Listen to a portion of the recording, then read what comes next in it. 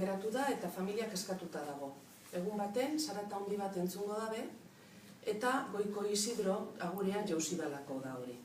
Learen aita hasiko da zaintzaile, eta ondorioz Isidro Zaharraren eta neskatxoaren arteko harremana hasi eta garatuko da.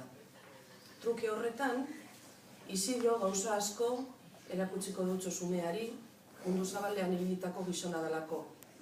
Eta Leak bere aldetik lagunartea egingo dutxo, baina kaleko aixe freskoa be eroengo dutxo Zaharrari.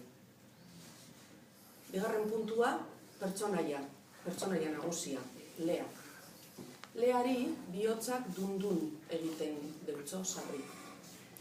Bihotz taupadaren onomatopei hori printzipioz bizirik egoteari dagokizona da, baina liburuko pasarte bakotxian ñabardura bat izango da. Gertaren arabera, adierazoko ditu, kezka, tristura, atsekabea, zirrara, beldurra, maitasuna, ilusioa, haserrea, poza, lotza, jakin-mina, intriga, impotentzia, esfortzu fisikoa eta ulertezintasuna. Emozioen katalogo horretan, batzuetan bihotzaren soinua dundun izango da, baina beste batzuetan dun edo din edo durundundun be egingo dau Learen bizitasunaren oihartzun modura. Leak badauko doain berezi bat. Noizean behin, Isidro agurea jauzi izan moduan, noizean behin berabe jauzi egiten da. Dorpetsua da. Orduan edo tiobibotik jauzten da, edo Santageda makilaekin estroposo egin da, bai? Eta ingurukoentzat istripu hutzak diranak, berarentzat errebelazioa bihurtzen dira, ze konortea galtzen dau, eta konortea galtze horretan bidaia bat, komatxo artean, ez da bidaia bat egiten dau norabaitz. Bidaia horrek, amets modukoak dira, eta beti galdetzen dutze lore bate gaitxik.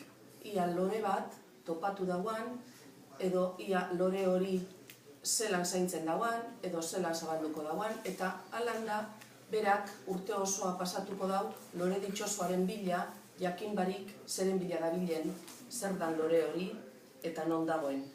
Eta horretan, puntu horretan, hain zuzen be, lotura egiten dugu printze txikiaren mito horregaz, ezta berak be, badauko la rosa garrantzitsu hori, norberarentzat berezia dana, zaindu egiten dagoalako, eta aldi barean, norbera be, berezi bihurtzen da la rosa horrentzat, zaintzailea dalako. Orduan, horretan be badago lotura Isidro eta Learen artekoa, eta horretan be badago norbera eta norberaren ametze arteko lotura.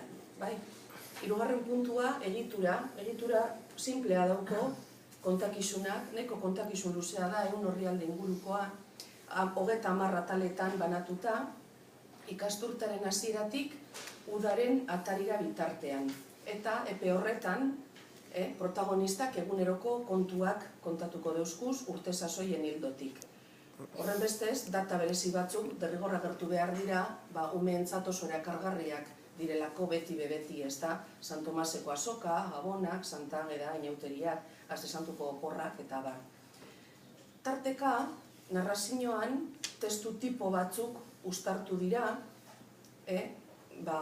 Learen sortzaile bihotz horren erakusgarri modura. Olerkiak, gutunak, igarkizunak, protestakanta bat, minipuina, errimak, eta abar. Eta amaitzeko, gaien zerrenda bat edo egite aldera, honakoak izango lirateke, kontakizunaren azpizan, dundunka, dagozan hausnarlaiak. Zarren zaintzaren ardura, sexuen parekidetasuna, desberdinak direnenganako errespetua, izadiaren estimazioa eta jarrera ekologikoak, kulturen arteko harremana, elkarlana eta dizkidetasuna, eta heriotza. Eta nik uste dut horrek esan da, liburuaren radiografia eginda dagoela, eta irakurliak bere begiradarekin eta bere bihotzarekin osatu beharra.